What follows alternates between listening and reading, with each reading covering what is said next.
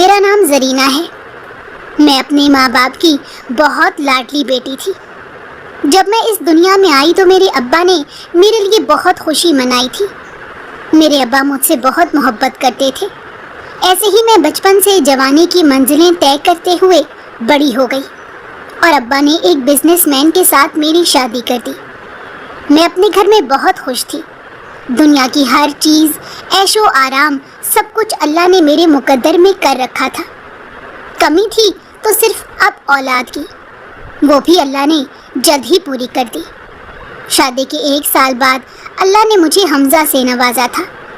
حمزہ کی آمد نے پورے گھر میں اجالا کر دیا تھا، میری سونی زندگی کو رونق بخشی تھی۔ حمزہ کے آنے سے ہم سب بہت خوش تھے۔ حمزہ کی پیدائش سے میرا گھر جگمگا اٹھا تھا، کیونکہ حمزہ اپنے ددیال میں ایک ہی بیٹا تھا۔ میرے شوہر 2 بھائی تھے اور پہلے بھائی کی صرف بیٹیاں ہی تھیں۔ ان کی پیڑھی میں حمزہ پہلا لڑکا تھا، اس لیے دادا دادی سمیت پورے گھر کا لاڈلا تھا۔ میرے شوہر اور میں حمزہ کے لاڈ اٹھاتے تھے۔ چھوٹے ہوتے سے ہی حمزہ کی عادت میں احساس اور ہمدردی کا جذبہ تھا۔ حمزہ چھوٹے ہوتے سے ہی میرا بہت احساس کرتا تھا۔ اکثر مجھے کبھی چوٹ لگ جانی تو حمزہ روتا، میری مرہم پٹی کرنے لگتا۔ میں اللہ کا بہت شکر ادا کرتی تھی کہ حمزہ کے دل میں قدرتی طور پر ہی احساس اور ہمدردی تھی۔ کسی کی تکلیف کو دیکھ کر غمزدہ ہو جاتا تھا اور کسی کی تکلیف اس سے برداشت بھی نہیں ہوتی تھی۔ حمزہ تو بہت چھوٹا سا تھا جب سے وہ ایسا ہی تھا۔ حمزہ کی پیدائش کے ٹھیک 3 سال بعد اللہ نے مجھے پھر ایک چاند سے بیٹے سے نوازا تھا۔ عادل اور حمزہ میں زمین آسمان کا فرق تھا۔ جہاں حمزہ ہمدردی اور احساس کرنے والا تھا، وہیں پر عادل چھوٹے ہوتے سے ہی ضدی اور اپنی بات منوانے والا تھا۔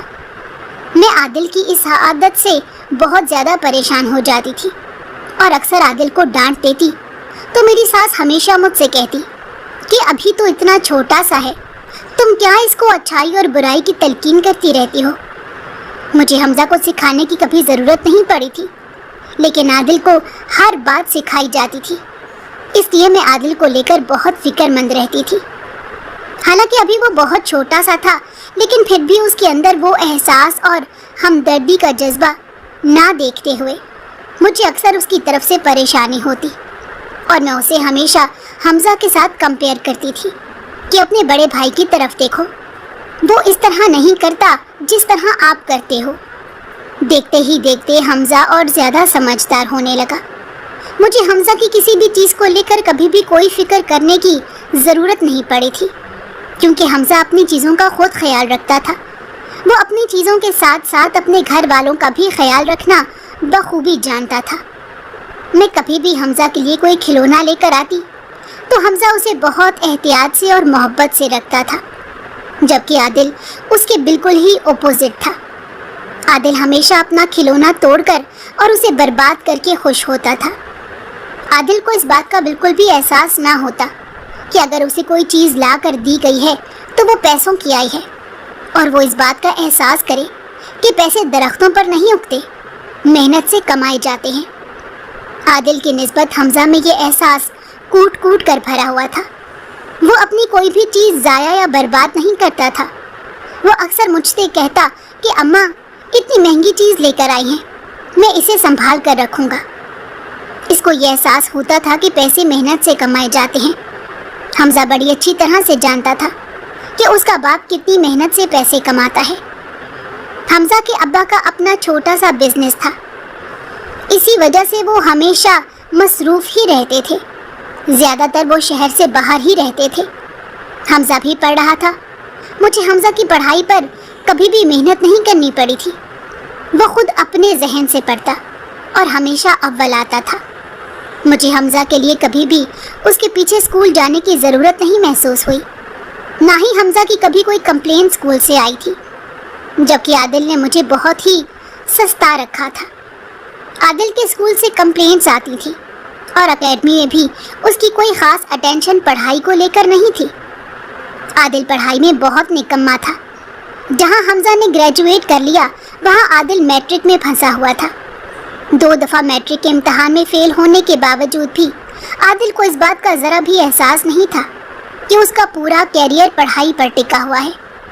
اگر عادل اپنے بڑے بھائی کی طرح پڑھ لکھ کر اپنے باپ کے بزنس کو دیکھتا تو وہ زیادہ اچھے طریقے سے بزنس کو ہینڈل کر سکتا تھا، جبکہ عادل میں اس بات کا بالکل بھی احساس نہ تھا۔ میں عادل کو لے کر ہمیشہ پریشان ہی رہتی تھی۔ عادل اپنی دادی کا لاڈلا تھا۔ جب تک تو اس کی دادی زندہ رہی تو عادل کی سب بری حرکتوں پر پردہ ہی ڈالتی رہی، لیکن جب اس کی دادی اللہ کو پیاری ہو گئی تو پھر مجھے اس بات کا احساس ہوا کہ عادل میرے ہاتھوں سے بالکل ہی نکل چکا تھا۔ دادی کی بے جا شے نے اسے بہت زیادہ بے حس بنا دیا تھا۔ وہ انسان کو انسان سمجھتا ہی نہیں تھا۔ عادل ہر برے کام کو اپنا فرض سمجھ کر ادا کرتا۔ حمزہ کے ابا کی طبیعت اچانک خراب رہنے لگی تو حمزہ کے ابا نے کہا کہ میں سارا کاروبار اسی شہر میں شفٹ کر رہا ہوں تاکہ میرے بعد میرے بچوں کو دور دور جانے کا مسئلہ درپیش نہ آئے۔ یہ سوچتے ہوئے حمزہ کے ابا نے اپنا سارا بزنس لاہور شہر میں ہی شفٹ کر لیا تھا۔ دن بدن حمزہ کے ابا بیمار رہنے لگے۔ حمزہ کے ابا نے اپنی زندگی میں ہی حمزہ کو کاروبار کی بھاگ دوڑ دے دی تھی، اسی لیے کاروبار کو تو اب حمزہ ہی دیکھ رہا تھا، جبکہ عادل ہمیشہ کی طرح نکمے کا نکما ہی تھا۔ کہنے کو تو دونوں ہی بیٹے میرے تھے، لیکن دونوں میں زمین آسمان کا فرق تھا۔ ایک میں احساس کوٹ کوٹ کر بھرا ہوا تھا اور ایک میں بے حسی کوٹ کوٹ کر بھری ہوئی تھی۔ عادل اپنے ابا کو اور مجھے کسی کھاتے میں نہیں لیتا تھا۔ ایک دن حمزہ کے ابا کی طبیعت بہت زیادہ خراب ہو گئی۔ حمزہ کو فون کیا، حمزہ کا نمبر بند جا رہا تھا۔ پھر میں نے روتے ہوئے عادل کو فون کیا کہ عادل جلدی سے گھر آؤ، تمہارے ابا کی حالت بہت زیادہ خراب ہے، ہاسپٹل لے کر جانے کی ضرورت ہے۔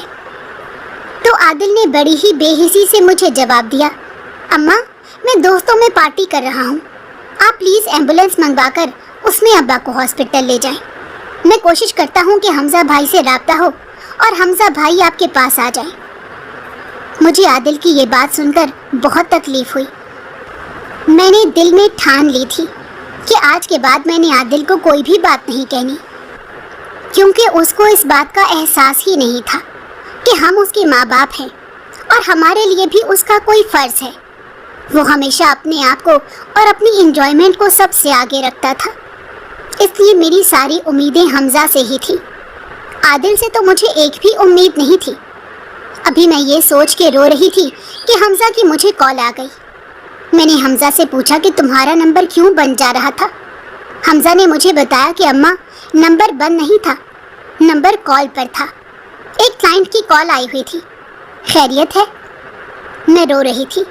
حمزہ بہت زیادہ پریشان ہو گیا اور کہنے لگا، آپ رو کیوں رہی ہیں؟ سب خیریت تو ہے؟ ابا کی طبیعت کیسی ہے؟ میں نے بتایا کہ تمہارے ابا کی حالت بہت زیادہ خراب ہے۔ حمزہ نے کہا، عادل کہاں ہے؟ وہ ابا کو ہاسپٹل لے کر کیوں نہیں گیا ابھی تک؟ آخر ہے کہاں یہ لڑکا؟ حمزہ بہت زیادہ غصے میں تھا۔ میں نے حمزہ سے کہا کہ وہ بھی مصروف ہے، اب مجھے بتاؤ کہ میں ایسا کیا کروں کہ تمہارے ابا کو فوراً سے پہلے ہاسپٹل لے جاؤں، کیونکہ ان کی حالت بہت غیر ہو رہی ہے۔ حمزہ نے کہا، فکر مت کریں اماں، میں ابھی کچھ کرتا ہوں۔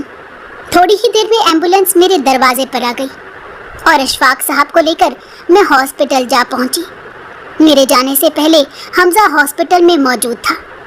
مجھے پریشان دیکھتے ہوئے حمزہ نے مجھے اپنے ساتھ لگایا اور کہنے لگا کہ اماں آپ پریشان نہ ہوں، ابا کو کچھ نہیں ہوگا، انشاءاللہ تعالیٰ بہت جلدی ٹھیک ہو کر واپس گھر آئیں گے۔ اشفاق صاحب کو ڈاکٹر جلدی سے ایمرجنسی میں لے گئے۔ اللہ کا اتنا شکر تھا کہ حمزہ ٹائم پر پہنچ گیا تھا۔ اگر حمزہ بھی ٹائم پر نہ پہنچتا تو میں اکیلی اشفاق صاحب کو لے کر کہاں دھکے کھاتی۔ میں وہاں باہر ویٹنگ ایریا میں حمزہ کے ساتھ بیٹھی اشفاق صاحب کی طبیعت ٹھیک ہونے کی دعائیں مانگ رہی تھی کہ اچانک سے ڈاکٹر اندر سے آیا اور اس نے کہا کہ پیشنٹ کی حالت بہت زیادہ خراب ہے۔ اشفاق صاحب کو دل کا دورہ پڑا تھا۔ ڈاکٹر نے حمزہ سے صاف الفاظ میں یہ بات کلیئر کر دی تھی کہ اشفاق صاحب کے پاس ٹائم بہت کم ہے، لیکن حمزہ نے یہ بات مجھے نہیں بتائی تھی۔ حمزہ نے عادل کو فون کیا اور اسے ساری بات بتائی اور کہا کہ فوراً سے پہلے ہاسپٹل پہنچے۔ عادل حمزہ کے کہنے پر ہاسپٹل تو آ گیا، لیکن اس کے چہرے پر ذرا سی بھی پریشانی کے تاثرات نظر نہیں آ رہے تھے۔ وہ بہت ہی مطمئن تھا۔ حمزہ کے ابا کو جیسے ہی ہوش آیا تو حمزہ کے ابا نے حمزہ سے کچھ ضروری کاغذات منگوائے اور ساری جائیداد میرے نام کر دی، اور مجھ سے کہنے لگے کہ میرے بعد جو بچہ تمہارا خیال رکھے گا یہ ساری جائیداد اس کو دے دینا، اور مجھے اس بات کی امید صرف حمزہ سے ہے۔ عادل سے مجھے کسی بھی قسم کی کوئی امید نہیں، اس لیے عادل کے نام میں نے کچھ چیزیں لگائی ہیں، لیکن وہ بھی اسے تمہارے ذریعے سے ہی ملیں گی۔ جب تک عادل سمجھدار نہیں ہو جاتا تب تک کاروبار میں عادل کو حصہ نہیں ملے گا۔ اسے جس جس چیز کی ضرورت ہوگی وہ چیز اسے تم سے ہی لینی پڑے گی۔ تو یہ سب باتیں واضح طور پر لکھ دی گئی تھیں۔ یہ بات سن کر حمزہ کو دکھ تو بہت ہوا، اور حمزہ نے اپنے ابا سے کہا کہ عادل بھی آپ کا بیٹا ہے، آپ اتنا بڑا فیصلہ لینے سے پہلے ایک دفعہ یہ سوچ لیتے کہ اس کو اس بات کا کس قدر برا لگے گا جب اسے یہ بات معلوم ہوگی کہ آپ نے سب کچھ اماں کے نام اور میرے نام کر دیا ہے، تو وہ یہ بات کبھی بھی برداشت نہیں کر پائے گا اور بہت ہنگامہ کرے گا۔ حمزہ کے ابا نے کہا، مجھے جو ٹھیک لگا میں نے وہ کر دیا، آگے تم جانو اور تمہارا کام جانے۔ اتنی بات کر کے مجھے کچھ نصیحتیں کر کے حمزہ کے ابا نے ایسی آنکھیں بند کی کہ دوبارہ پھر کبھی نہ کھولی۔ میں غم سے نڈھال تھی، میرا جیون ساتھی ہی مجھے چھوڑ کر چلا گیا تھا۔ اشفاق مجھے حمزہ کے سہارے چھوڑ کر گئے تھے۔ حمزہ سے تو مجھے بھی بے تحاشا امیدیں تھی۔ ڈر تھا تو صرف مجھے عادل کی عادتوں کا تھا، کیونکہ عادل کی ساری عادتیں برائی سے جڑی ہوئی تھی۔ عادل ایک عیاش اور بد کردار انسان بن گیا تھا۔ اس کا اٹھنا بیٹھنا شروع سے ہی غلط لوگوں میں تھا، اس لیے دغا بازی کرنا، دھوکہ دینا عادل کے لیے ایک عام سی بات تھی۔ اب کاروبار کی دوڑ حمزہ نے سنبھال لی تھی۔ عادل دیر سویر آتا، پیسے لیتا اور چلا جاتا، اس کی تو پارٹی ہی ختم ہونے کا نام نہیں لیتی تھی۔ میں نے حمزہ سے کہہ دیا تھا کہ کاروبار میں اس کو ساتھ لے کر جانا شروع کرے تاکہ اس کو بھی کاروبار کی کوئی سمجھ بوجھ آئے اور یہ غلط راستوں پر چلنے کی بجائے کوئی نیکی کا راستہ اختیار کرے۔ حمزہ میرا بہت ہی فرما بردار بیٹا تھا، وہ میری ہر بات کو حرف آخر سمجھ کر چلتا تھا، جبکہ عادل میری ہر بات کی نفی کرتا تھا۔ حمزہ نے اب کاروبار کو بہت اچھے طریقے سے سنبھال لیا تھا۔ میں اپنے اکیلے پن سے بہت تنگ آ گئی تھی۔ میں نے حمزہ کی شادی کا فیصلہ کیا۔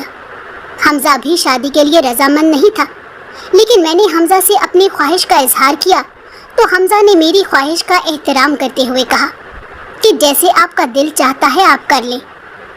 مجھے حمزہ کی فرما برداری پر بہت خوشی ہوتی، اس کی اس خلوص اور محبت سے اس قدر خوش ہو جاتی تھی کہ مجھے سارے غم بھول جاتے تھے۔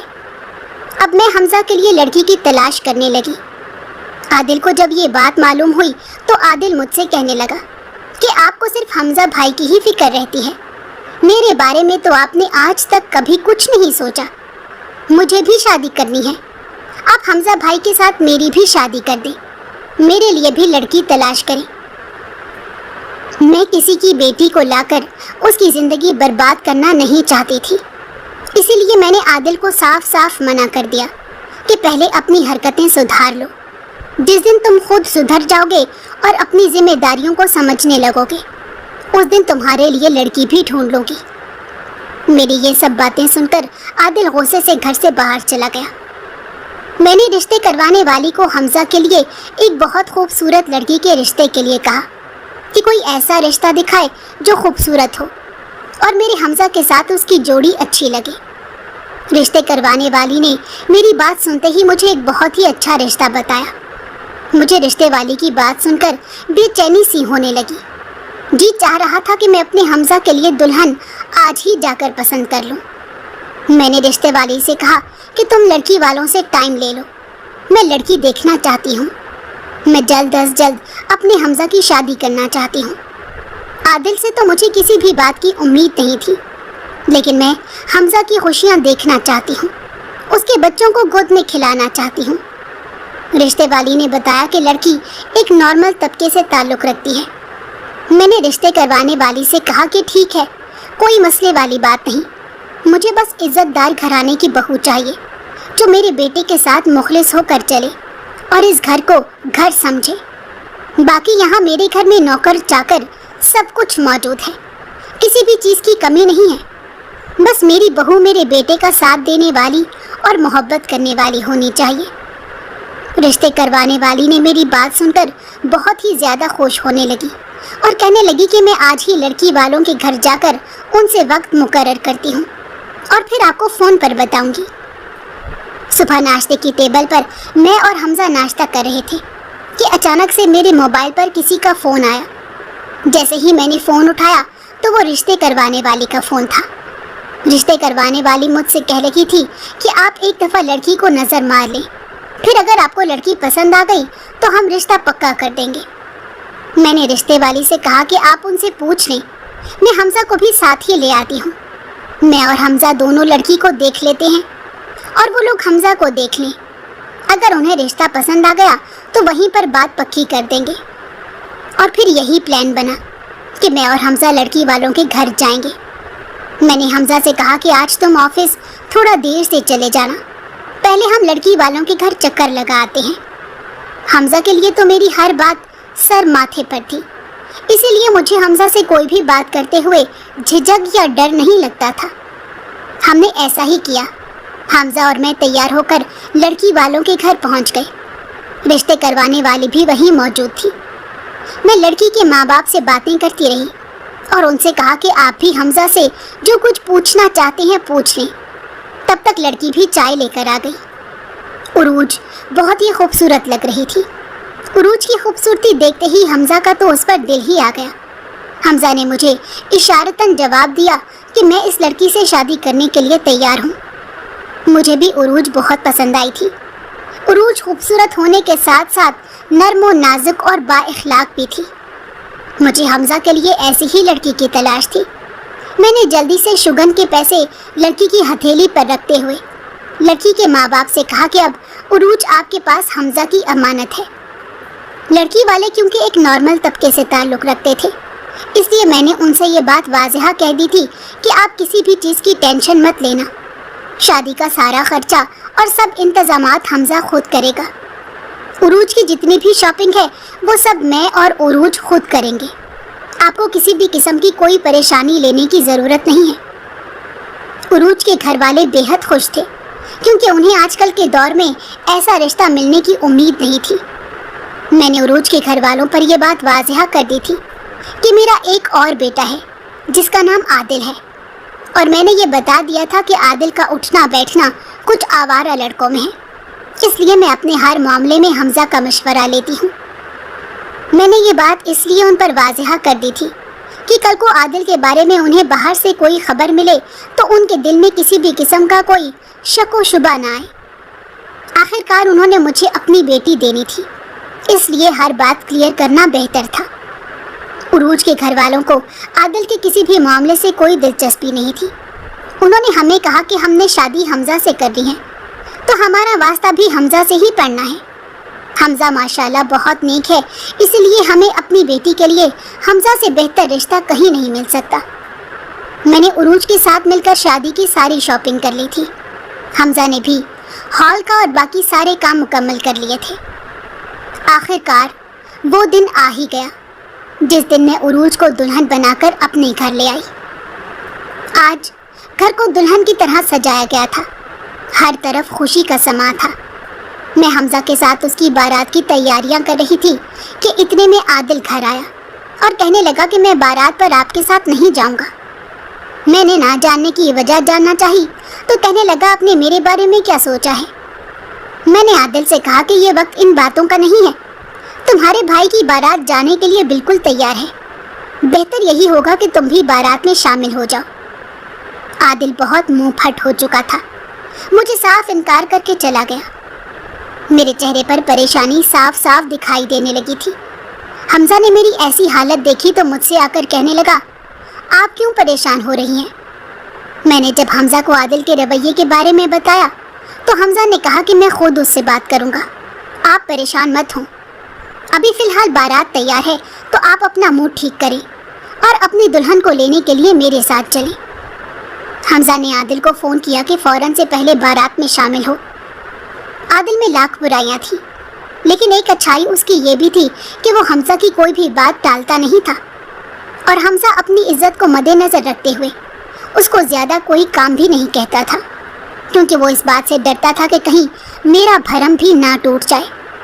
ये मुंह फट सा है, मुझे भी जवाब देगा तो मेरी कितनी इज्जत रह जाएगी। इसी सोच में हमजा आदिल को कुछ ज्यादा काम नहीं कहता था। हम बारात लेकर उरूज के घर पहुंच गए। उरूज दुल्हन बनी बहुत खूबसूरत लग रही थी। उरूज एक गुड़िया की तरह लग रही थी। हमजा और उरूज का निकाह हुआ। हर तरफ खुशी का समा था। सब तस्वीरें बनवा रहे थे कि अचानक से मुझे हमजा के साथ खड़ा आदिल भी दिखाई दिया। मेरा दिल खुश हो गया कि चलो एक ही भाई था, शादी में शामिल तो हुआ। मुझे बेहद खुशी थी कि आदिल किसी का ना सही लेकिन हमजा का कहना मान ही लेता था। धूमधाम से शादी करके हम उरूज को अपने घर ले आए थे। हमजा के कमरे को बहुत खूबसूरती से सजाया गया था। इस तरह हमजा और उरूज की शादीशुदा जिंदगी शुरू हुई। उन दोनों की जिंदगी बहुत अच्छी गुजर रही थी।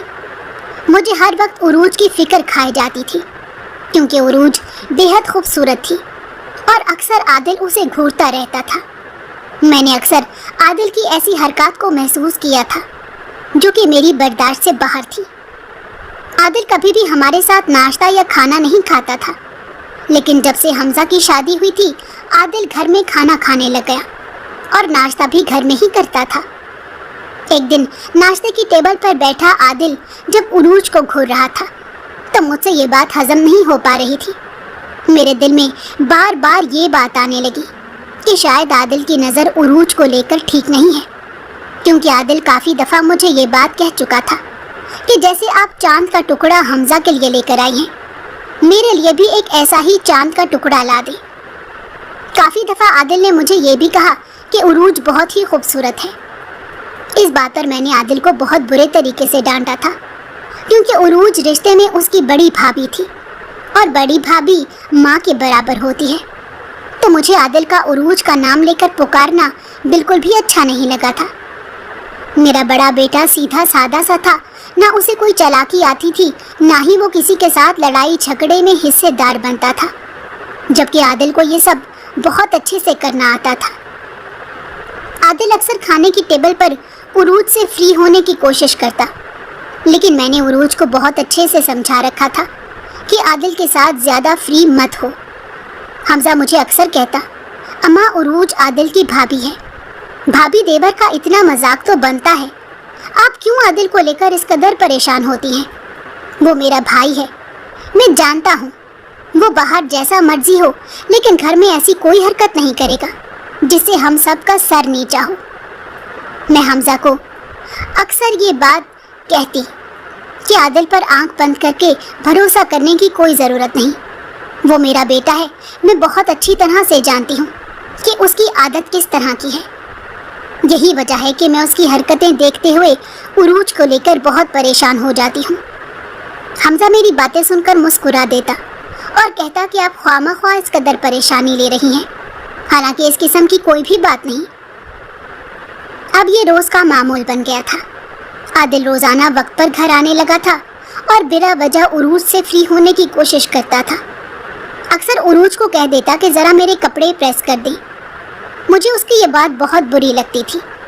अपने काम खुद करने की बजाय वो उरूज पर ऐसे रोब जमाता था जैसे उरूज हमजा की नहीं आदिल की बीवी हो। मुझे ये बात बिल्कुल भी गवारा नहीं थी कि वो किसी भी किस्म की बदतमीज़ी का मुजाहिरा घर में करे। इसी तरह मैं अक्सर आदिल को रोकती टोकती रहती थी। आदिल बहुत अच्छे से इस बात को जानता था कि मेरी रोक टोक करने की वजह असल में क्या है। जितना मैं उसको रोकती टोकती थी, आदिल उतना ही ज़्यादा मुझे परेशान करता था। आज उरूज की तबीयत कुछ ठीक नहीं थी। मैंने उरूज से कहा कि तुम कमरे में जाकर आराम कर लो, हमजा आएगा तो उसे खाना वगैरह मैं खुद ही दे लूँगी। उरूज अपने कमरे में आराम करने के लिए चली गई। मैं भी घर के कामों में मसरूफ़ हो गई कि अचानक से मुझे याद आया कि मैंने एक ज़रूरी फ़ोन करना है। जैसे ही मैं फ़ोन करने के लिए अपने कमरे की तरफ जाने लगी तो मुझे उरूज के कमरे के बाहर किसी की मौजूदगी का एहसास हुआ। मेरा दिल बहुत डर गया। मैं जल्दी से उरूज के कमरे की तरफ गई اور جو माजरा मैंने बाहर देखा उसे देखकर तो मेरा दिल दहल गया था। आदिल उरूज के कमरे के बाहर कमरे के अंदर झांकने की कोशिश कर रहा था। मुझे देखते ही आदिल जल्दी से बाहर भाग गया। मुझे बहुत ही ज़्यादा खौफ आया। मेरे दिल में ये डर बैठ गया था कि न जाने आदिल के दिल में उरूज को लेकर अब कौन सी बात है जो वो पूरी करने की कोशिश कर रहा है। मेरे दिल में बहुत ही बुरे बुरे ख्याल आ रहे थे। जो काम करने के लिए मैं अपने कमरे में गई थी वो मुझे सब काम भूल गए। अब मुझे सिर्फ उरूज की फिक्र खाई जा रही थी। इतने में हमजा घर आया और मुझसे कहने लगा कि अम्मा उरूज कहाँ पर है। मैंने उसे बताया कि उसकी तबीयत ठीक नहीं, वो कुछ देर कमरे में आराम करने के लिए गई है। मैं बहुत ज़्यादा परेशान थी। हमजा ने मेरे चेहरे पर परेशानी देखी तो मुझसे कहने लगा, क्या बात है, आप इस कदर परेशान क्यों हैं और आप मेरे कमरे के बाहर क्या कर रही हैं। मैंने हमजा का बाजू पकड़ा और अपने कमरे में ले गई।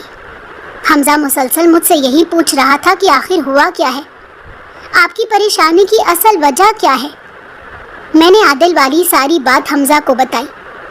हमजा मेरी बात सुनकर पहले तो खामोश रहा, फिर खुद भी परेशान होने लगा और कहने लगा कि आपका डर बजा है, लेकिन वो मेरा भाई है, मैं जानता हूँ कि वो ऐसा कुछ नहीं करेगा। मैंने हमजा से ये बात साफ साफ कह दी थी कि तुम आदिल को किसी तरह शहर से दूर किसी काम में मसरूफ़ कर दो ताकि उसका घर आना जाना ख़त्म हो, क्योंकि मैं भी आदिल की बदतमीज़ी को अब और ज़्यादा बर्दाश्त नहीं कर सकती थी।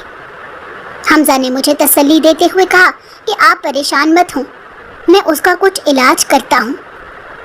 हमजा ने आदिल से कहा कि कल से तुम मेरे साथ ऑफिस चलोगे, तो आदिल ने ऑफिस जाने से इनकार कर दिया और कहने लगा कि भाई मुझे कुछ पैसों की ज़रूरत है, मैं अपनी एक ट्रैवल एजेंसी खोलना चाहता हूँ, अगर आपको बुरा ना लगे तो आप मेरी इस काम में मदद करेंगे। ये बात सुनकर हमजा को बहुत ज़्यादा खुशी हुई कि आदिल अब अपने बारे में सोचने लगा था, लेकिन मैं ये बात बखूबी जानती थी कि आदिल पैसे डबोएगा, वो कोई भी काम टिक कर नहीं कर सकता और वो किसी भी तरह किसी के बारे में नहीं सोच सकता। फिर भी मैंने हमजा से कहा कि उसको कुछ पैसे दो और जो ये काम करना चाहता है उसको उस काम में मसरूफ़ कर दो। हमजा ने आदिल को एस्टीमेट लगाने के लिए कहा।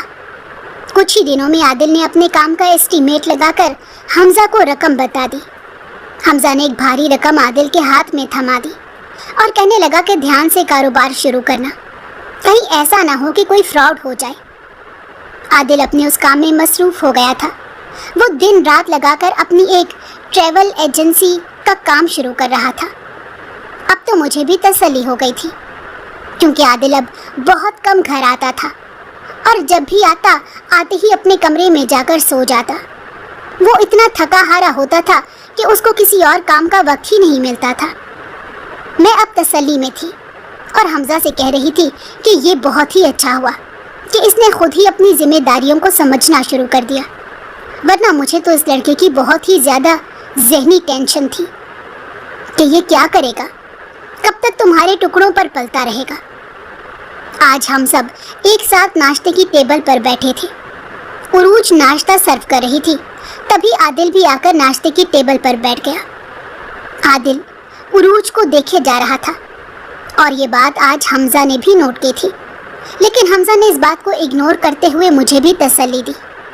मुझे तो आदिल की हरकतें देखकर बेहद गुस्सा आता था, लेकिन मुझे हमेशा हमजा कोई भी कदम उठाने से रोक देता था। हमने बहुत अच्छे से नाश्ता किया था।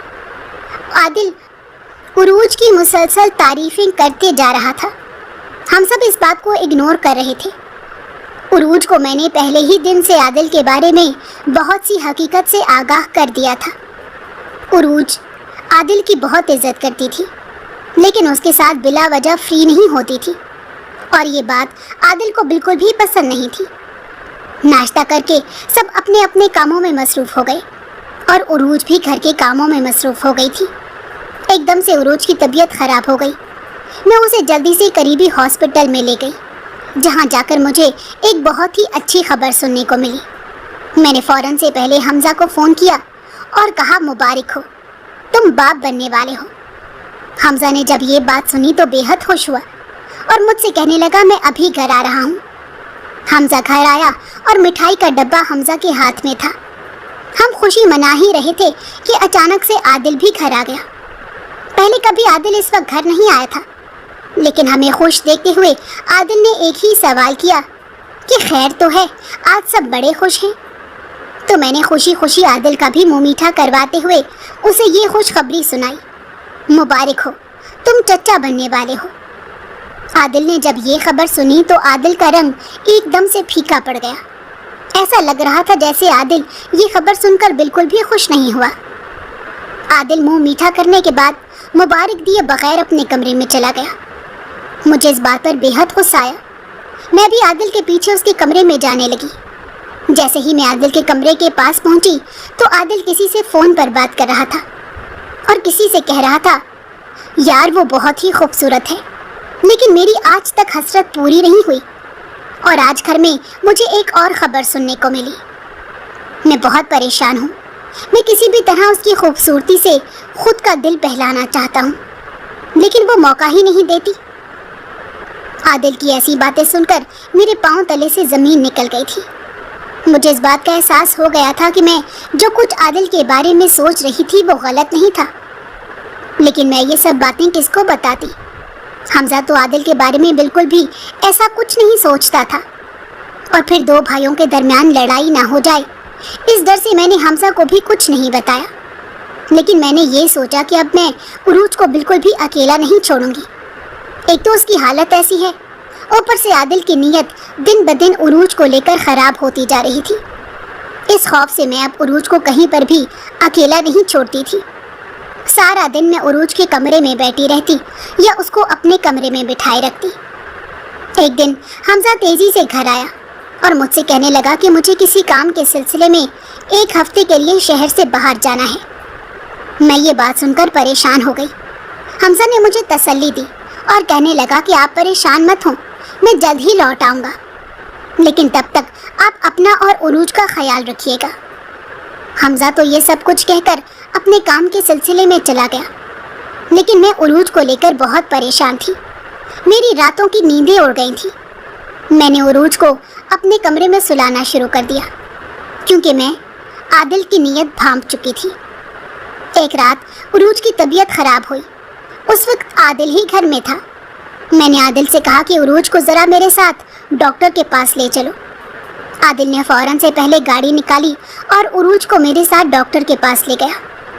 ایسا پہلی دفعہ ہوا تھا کہ میں نے کوئی کام عادل کو کہا اور عادل نے فوراً میرا کہنا مان لیا۔ اب اس میں عادل کی کوئی نئی چال تھی یا واقعی اسے اس بات کا احساس تھا کہ عروج کی طبیعت ٹھیک نہیں اور حمزہ گھر نہیں تھا، اس لیے اس نے اپنی ذمہ داری سمجھتے ہوئے عروج کو ہاسپٹل پہنچایا۔ ڈاکٹر نے بتایا کہ عروج کا بی پی تھوڑا سا ہائی ہے۔ ڈاکٹر نے میڈیسن دے کر عروج کو گھر بھیج دیا تھا۔ میں نے عروج کو اپنے کمرے میں سلا دیا اور کہا کہ بے فکر ہو کر تم یہیں سو جاؤ، میں تمہارے ساتھ ہی سو جاؤں گی۔ عروج بھی بے فکر ہو کر میرے ہی کمرے میں سو گئی۔ میں کافی دیر بیٹھی ہوئی عادل کے بارے میں سوچتی رہی کہ عادل کی نیت عروج کو لے کر ٹھیک نہیں ہے، کہیں ایسا نہ ہو کہ عادل عروج کی عزت خراب کر دے۔ بس اسی خوف سے میں نے عروج کو اپنے کمرے میں سلایا تھا۔ یہی سوچتے سوچتے نہ جانے میری بھی کب آنکھ لگ گئی پتہ ہی نہیں چلا۔ آدھی رات کو مجھے شدید پیاس لگی اور میں جیسے ہی پانی پینے کے لیے اٹھی تو میں نے بستر پر عروج کو غائب پایا۔ بستر پر عروج کو نہ پا کر میری تو جیسے جان ہی نکل گئی ہو۔ طرح طرح کے دل میں وسوسے آنے لگے۔ میں اٹھنے کی کوشش کر رہی تھی، لیکن پریشانی میں میری ٹانگیں میرا ساتھ نہیں دے رہی تھی۔ ایسا لگتا تھا جیسے میری ٹانگوں سے جان ہی نکل گئی ہو۔ میں پریشانی میں سوچنے لگی کہ کچھ دن سے عادل عروج کے ساتھ بات کرتا نظر آ رہا تھا۔ ایسا نہ ہو کہ وہ کسی طرح عروج کو بہلا پھسلا کر اس کے ساتھ کوئی غلط حرکت نہ کر دے۔ اس طرح کی کئی سوچیں میرے دل میں گھر کر گئی تھی۔ میں ہمت کر کے اپنے بیڈ سے اٹھی۔ جیسے ہی میں عروج کو ڈھونڈنے کے لیے کمرے میں گئی تو میرے پیروں تلے سے زمین نکل گئی، کیونکہ کمرے میں عروج سو رہی تھی۔ میں اسے سوتا دیکھ کر بے حد حیران ہوئی اور اسے اٹھا کر پوچھنے لگی کہ تم تو میرے ساتھ سوئی تھی، تو پھر اچانک سے اس کمرے میں کیسے آ گئی؟ میرا دل زور زور سے دھڑک رہا تھا۔ میری حالت دیکھتے ہوئے عروج جلدی سے اٹھی اور مجھے بیڈ پر بٹھا کر پانی کا گلاس دیتے ہوئے کہنے لگی کہ ماں آپ پریشان کیوں ہو رہی ہیں؟ مجھے کچھ نہیں ہوا، میں خیریت سے ہوں۔ عروج جو کچھ بھی کہہ رہی تھی مجھے کچھ بھی سمجھ نہیں آ رہا تھا۔ میری آنکھوں سے بے ساختہ آنسو نکلنے لگے۔ عروج نے میرے آنسو صاف کیے اور مجھے اپنے سینے کے ساتھ لگاتے ہوئے کہنے لگی اماں آپ کیوں پریشان ہیں؟ میں آپ کو پریشان نہیں کرنا چاہتی تھی۔ رات کو حمزہ گھر آ گئے تھے اور حمزہ نے آ کر مجھ سے کھانا مانگا تھا اور میں نہیں چاہتی تھی کہ آپ کی نیند خراب ہو، اسی وجہ سے میں دبے قدم باہر نکل آئی اور حمزہ کو کھانا دے کر پھر ہم اپنے ہی کمرے میں آ کر سو گئے تھے۔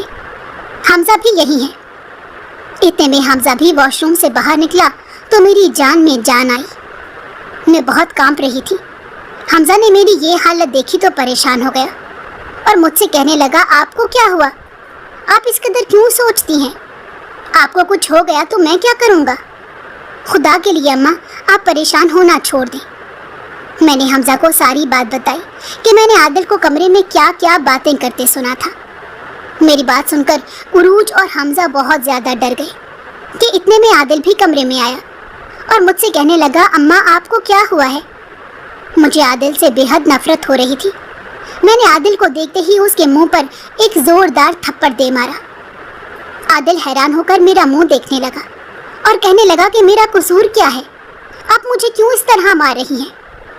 میں نے اسے کہا کہ کس سے بات کر رہے تھے اور کس کی خوبصورتی کے بارے میں بات کر رہے تھے، تو عادل کی آنکھوں میں آنسو آ گئے اور مجھ سے کہنے لگا آپ نے کبھی بھی میرے بارے میں اچھا نہیں سوچا۔ میں مانتا ہوں کہ میری حرکتیں صحیح نہیں، لیکن اس کا ہرگز یہ مطلب نہیں کہ میں اپنے گھر میں بھی ایسی ہی حرکتیں کرنے لگوں گا۔ عروج بھابی مجھے اپنی ماں کی جگہ ہیں۔ آپ میرے بارے میں اس قدر غلط کیسے سوچ سکتی ہیں؟ آپ میری ماں ہو کر میرے بارے میں اتنا غلط سوچتی ہیں۔ اس دن میں خوبصورتی کی بات جو کر رہا تھا وہ ایک پینٹنگ تھی جو کہ مجھے بہت پسند آئی تھی اور میں اپنے آفس کے لیے اس پینٹنگ کو حاصل کرنا چاہتا تھا، لیکن پینٹنگ کا مالک اسے اتنے پیسوں میں دینے کے لیے راضی نہیں تھا۔ اسی کے بارے میں اپنے دوست کے ساتھ بات کر رہا تھا۔ میں اپنے دوست سے کہہ رہا تھا کہ مجھے اس پینٹنگ کی خوبصورتی بہت پسند آئی ہے اور میرا جی چاہتا ہے کہ میں اس کی خوبصورتی کو اپنا بنا لوں۔ جب میں نے عادل کی بات سنی تو مجھے اپنی سنی ہوئی باتوں پر شرمندگی محسوس ہوئی۔ عادل رونے لگا اور مجھ سے کہنے لگا آپ نے آج تک مجھے وہ اہمیت دی ہی نہیں۔ آپ کے لیے ہمیشہ سے سب سے اچھا بیٹا حمزہ بھائی ہی رہا ہے۔ میں نے عادل کو اپنے ساتھ لگایا اور اس کے آنسو صاف کرتے ہوئے اسے پیار کیا اور کہنے لگی کہ اگر تم نے پہلے دن سے ہی حمزہ کی طرح میرا خیال کیا ہوتا تو آج تم بھی حمزہ کی طرح ہی اعتماد کے قابل ہوتے۔ عادل نے اپنی ساری غلط عادتیں چھوڑ دی اور میرے ساتھ وعدہ کیا کہ آج کے بعد اس کی کوئی بھی شکایت نہیں ملے گی۔ میں نے بھی عادل کو دیکھتے ہوئے عروج کی چھوٹی بہن کا رشتہ عادل سے کر دیا تھا۔ وہ عروج سے بھی زیادہ خوبصورت تھی۔ اب میرے دونوں بیٹے اپنی بیویوں کے ساتھ ایک خوشگوار زندگی گزار رہے ہیں اور میں ان کو دیکھ کر خوش ہوتی ہوں اور اپنے اللہ کا شکر ادا کرتی ہوں